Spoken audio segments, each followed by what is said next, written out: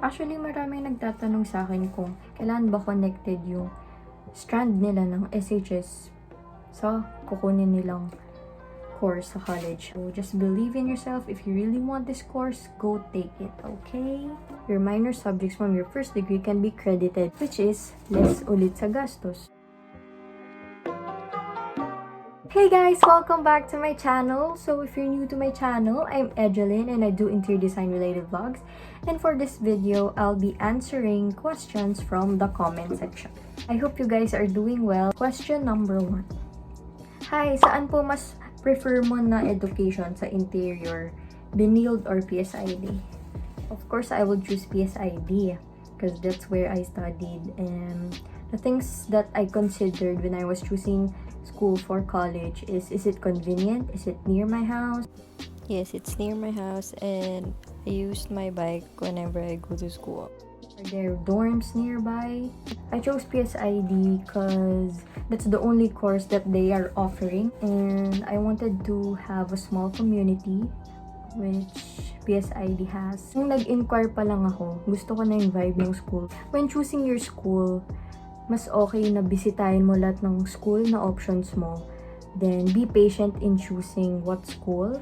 And, syempre, inquire and know the difference of each school. Then, just follow what your heart says. And why I chose PSID? Because naging satisfied ako sa pagtuturo nila, lalo na professional interior designers yung mga profs namin. Question number 2, what's the difference of the 2-year course and 4-year course? So, sa 2-year course, certificate lang siya. So, mostly students here are second degree taker, not unsure if they want to be a professional interior designer, and just want to experience interior design in a short course, in a short period of time, which is 2 years. Let's say you changed your mind. After 2 years, you wanted to have the Bachelor of Science in Interior Design, so you could take the board exam. So, you will take the minor subjects in PSID Allen, which is the 4-year course, and you'll be attending a second ceremony of graduation. I recommend the 4-year course. If you're really sure of interior design, if you wanted to be a licensed interior designer, I prefer you to take up the 4-year course. Para sa akin kasi, para tuloy-tuloy na siya. First year, we took the minor subject, which is the math, etc. Tapos ito sa 4-year course, diploma na agad yung makukuha mo. Ang tawag sa 4-year course is the PSID Allen. But it's really your decision if you want to take up the 2-year course or the 4-year course. Mostly students who take up the 4-year course are SHS graduates, yung sure talaga na gusto nila maging licensed interior designer. For 4-year course, if you're gonna take this up as your second degree or third degree, your minor subjects from your first degree can be credited, which is less ulit sa gastos. Hi, what software do you recommend for beginners po? So, in our experience, we started with SketchUp and Lumion. To be honest, hindi pa ako marunong mag 3D render. Pero pag napag-aralan ko, I will share it to you guys. I advise, especially ngayong enhanced community quarantine, you download the free trial of SketchUp on their website so you could explore the software. Actually, sa SketchUp, self-study lang kami. We watch on YouTube, we ask from our colleagues. And the rendering software that we use is Lumion or V-Ray. If you're a beginner, I recommend Lumion. It's easier to explore than the V-Ray. Next question. How much po tuition sa PSID? Sa amin nun, 60 to 80,000 per sem.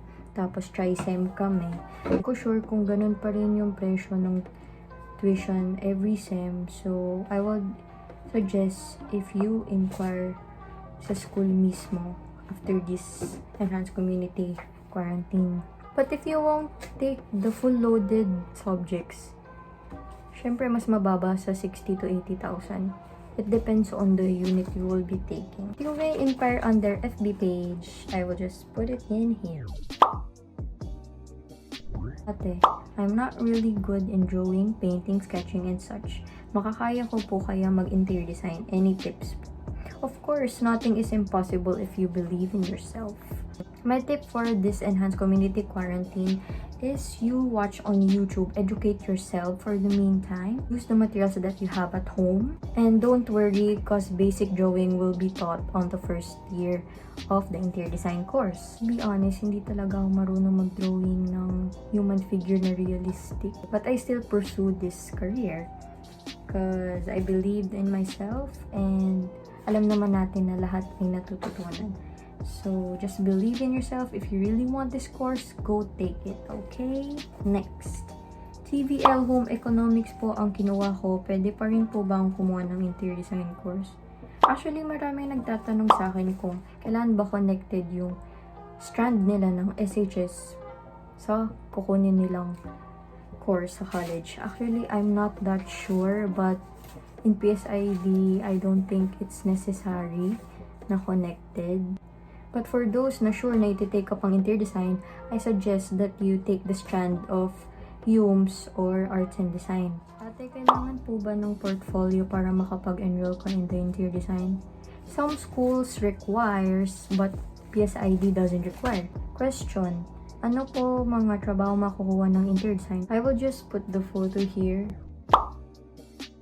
Ilan po magagastos sa mga materials? It's 10,000 to 15,000, but for safety, example, maubos na yung supply natin, 20,000. Hello po, ask ko lang po kung mahirap ang math subject ng interior design or meron bang math sa ID?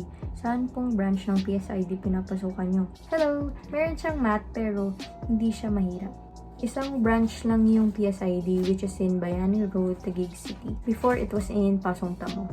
You've reached this part of the video, so please do subscribe and click the notification bell for you to be notified for new uploaded videos.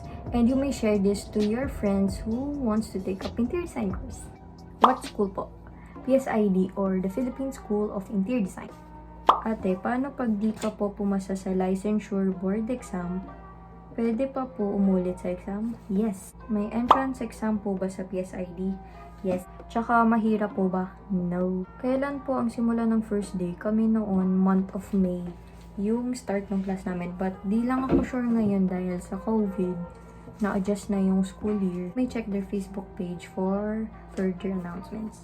At ano-ano pong courses ang mayroon sa PSID? One course lang mayroon sa PSID, which is the Bachelor of Science in Interior Design. Po yung course na kinuha nyo po. Thank you po. It's Bachelor of Science in Interior Design. Someone asked me if what's the recommended laptop for interior design course, and I answered gaming laptop, which is Windows siya, and you can do whatever you like, you can download whatever you like.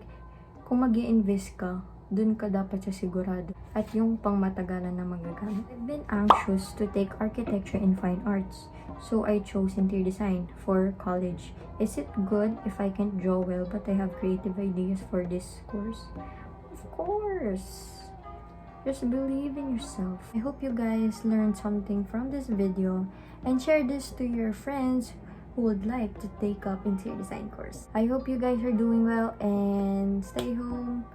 Be healthy and stay safe. Comment down below your questions and I will answer it on the next vlog. Thank you for watching.